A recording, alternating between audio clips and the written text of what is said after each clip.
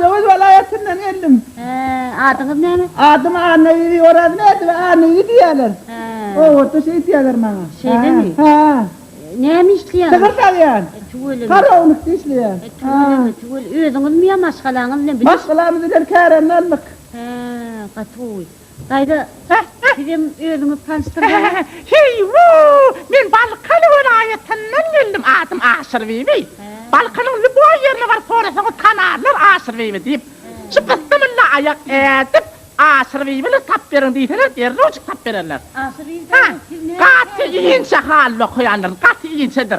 Şu dokan halime atta kalma olmaz. Hey, öyle şeyler var kovdur. Nerede okuyan?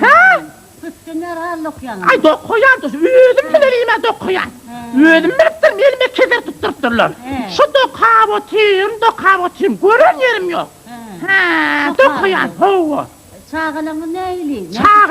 Çağılanmadan dokuyanlar. Hemmedi. Hova, sehel ayak üstüne kaldıkları ellerine keder tutturuyor, biledişler yalak. O bir tradisya da anadan gelen tradisya bir.